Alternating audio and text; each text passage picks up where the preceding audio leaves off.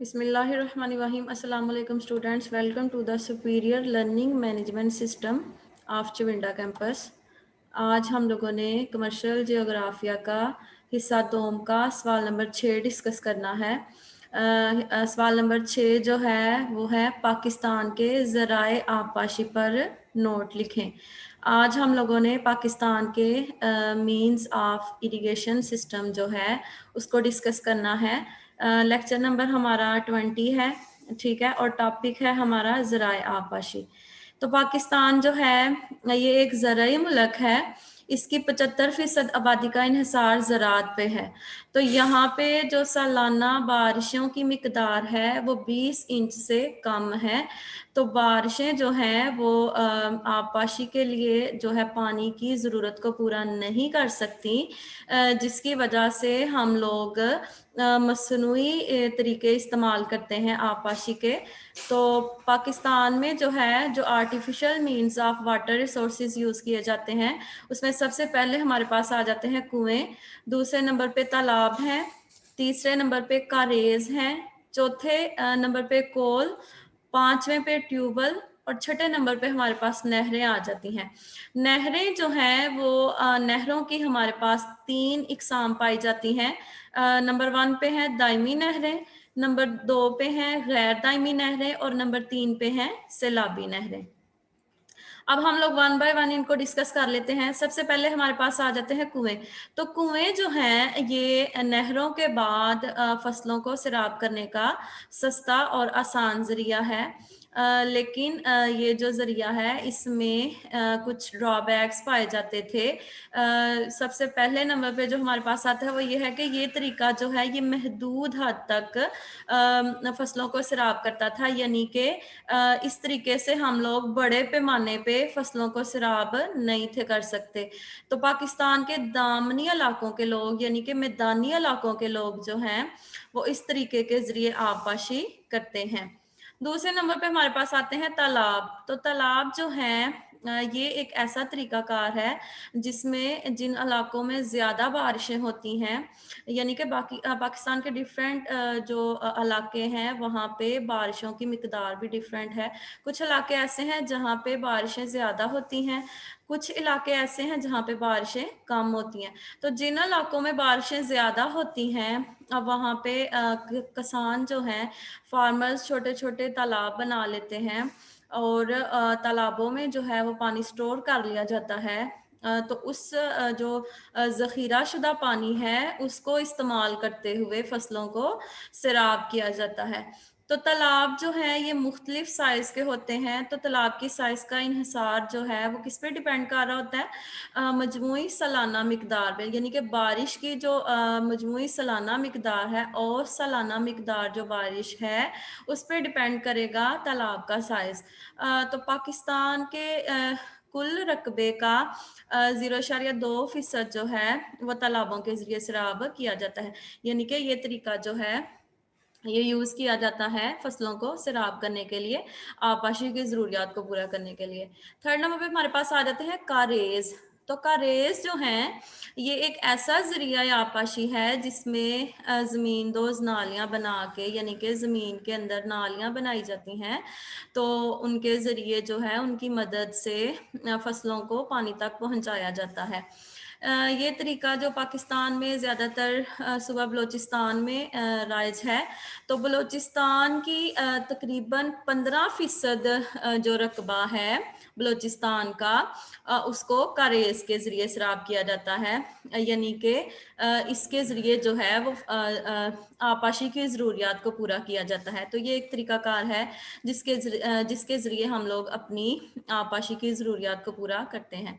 Third number पे हमारे पास आ जाते हैं कोल। तो कोल जो हैं ये पाकिस्तान के शुमाली इलाका जात में ज़्यादातर ये तरीका यूज़ किया जाता है। तो वहाँ पे क्या होता है कि चश्मे और नदियाँ पाई जाती हैं उन इलाकों में। नॉर्दर्न एरियाज़ ऑफ पाकिस्तान जो हैं वहाँ पे चश्मे पाए जाते हैं। तो वहाँ पे लोग क्या करते हैं उन चश्मों की मदद से छोटी छोटी नहरें बना लेते हैं। तो उसके ज़रिए जो है वो फसलों को सैराब किया जाता है और वो जो पानी जमा हो जाता है तो उसके ज़रिए जो है वो उस पानी को आबपाशी के लिए इस्तेमाल किया जाता है। तो ये निज़ाम जो है ये फार्मर्स जो है वहाँ पे खुद से डेवलप करते हैं। ये निज़ाम अपनी मदद आपके तहत बनाया जाता है और जो है इसकी प्रॉपर जो है वो देखभाल की ज़रूरत होती है ताकि मुनासिब मिकदार में खेतों तक पानी पहुंचता रहे। नेक्स्ट हमारे पास आ जाते हैं ट्यूबवेल।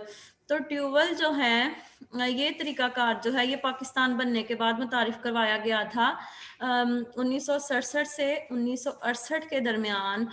जो है ये नहरों का दूसरा बड़ा निज़ाम आबपाशी था जो कि मुतारिफ करवाया गया था और इस निज़ाम में भी ज़मींदोज़ नालियाँ बनाकर पानी को बिजली या इंजन से चलने वाली ट्यूबवेलों से हासिल किया जाता है।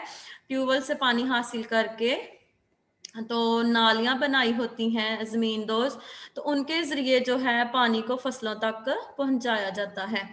तो ये तरीक़ाकार जो है ये सीमों-थोर-ज़दा इलाकों में बहुत ज़्यादा मकबूल है। वहाँ पे इसके बहुत ज़्यादा जो है फ़वाइद नज़र आते हैं क्योंकि सीमों-थोर जो है ये एक ऐसा मसला है जिसमें क्या होता है कि ज़मीन के नीचे यानी कि ज़ेरे ज़मीन पानी की सतह जो है वो बढ़ जाती है, जिसकी वजह से पानी में जो ज़रूरी नमकियात वगैरह होते हैं यानी कि सोडियम क्लोराइड, पोटाशियम वगैरह जो कि फसलों की प्रॉपर नशोनुमा के लिए ज़रूरी होते हैं वो ज़मीन की ऊपर वाली सतह में आ जाते हैं, ठीक है। तो वो पानी के साथ बह जाते हैं जिसकी वजह से उनका जो है प्रॉपर हमें कोई फ़ायदा नहीं पहुंचता। तो इसकी वजह से ये जो ट्यूबवेल हैं ये जो कि ज़ेरे ज़मीन जो पानी होता है उसको हम लोग बिजली या इंजन से चलने वाली ट्यूबवेलों के ज़रिए खींचते हैं। तो उसकी वजह से जो पानी की सतह है ज़ेरे ज़मीन वो भी मेंटेन हो जाती है। वो लेवल जो है वो बरकरार रखने में भी ये हमारी मदद करते हैं। तो 2007 से 2008 के दौरान तकरीबन 6 लाख के करीब ट्यूबवेल जो थे वो काम कर रहे थे। नेक्स्ट हमारे पास आ जाती हैं नहरें। तो नहरें जो हैं ये भी आबपाशी का एक अहम ज़रिया है। तो पाकिस्तान की आबोहवा जो है वो गर्मियों में गर्म खुश्क होती है और सर्दियों में सर्द खुश्क होती है। तो यहाँ पे बारिशों की भी जो सालाना मिकदार है वो भी बहुत कम है। तो इस वजह से इस कमी को पूरा करने के लिए नहरों से मदद ली जाती है। तो पाकिस्तान में 3 इक़साम की नहरें पाई जाती हैं। 3 किस्म का नहरी निज़ाम मौजूद है पाकिस्तान में। तो पहले नंबर पे हमारे पास आ जाता है दायमी नहरें। तो दायमी नहरें ऐसी नहरें होती हैं जिनसे सारा साल आबपाशी के लिए पानी इस्तेमाल किया जाता है। यानी कि ये ऐसी नहरें हैं जो कभी भी खुश्क नहीं होती, सारा साल जो है हम लोग इससे आबपाशी की ज़रूरियात पूरी कर सकते हैं। ये नहरें माहदा सिंध-तास के तहत तामीर की गई थीं। सिंध-तास जो ऐसा माहदा था जब पाकिस्तान और हिंदुस्तान के दरमियान नहरों की तक़सीम की गई थी तो तब ये हम लोगों ने जो नहरें पाकिस्तान के हिस्से में आई थी तो उनसे हम लोगों ने राब्ता नहरें कायम की गई थी। तो ये जो हैं ये नहरें जो हैं ये भी आबपाशी के लिए हमारी ज़रूरियात को पूरी करने के लिए मदद करती हैं। दूसरे नंबर पे हमारे पास आ जाती हैं गैर दायमी नहरें। तो गैर दायमी नहरें जो हैं इनसे सिर्फ हम लोग मौसम गर्मा और बरसात के दौरान जब दरियाओं में फालतू पानी जमा होता है तो तब हम लोग इसके पानी को जो है वो आबपाशी के लिए इस्तेमाल कर सकते हैं।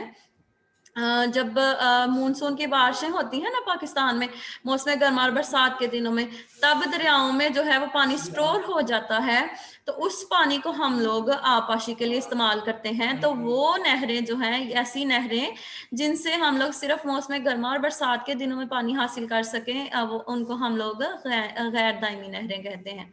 थर्ड नंबर पे हमारे पास आ जाती हैं सैलाबी नहरें। तो नाम से जाहिर हो रहा है सैलाबी नहरें ऐसी नहरें हैं जिनसे सिर्फ सैलाब के दौरान ही पानी इस्तेमाल कर सकते हैं हम लोग। जब सैलाब आता है तो ऐसी नहरों में पानी जमा हो जाता है तो फिर हम लोग उस पानी को जो है वो आबपाशी के लिए इस्तेमाल करते हैं। ये नहरें जो हैं ये दरियाए सिंध और दरियाए चनाब के साथ तामीर की गई हैं।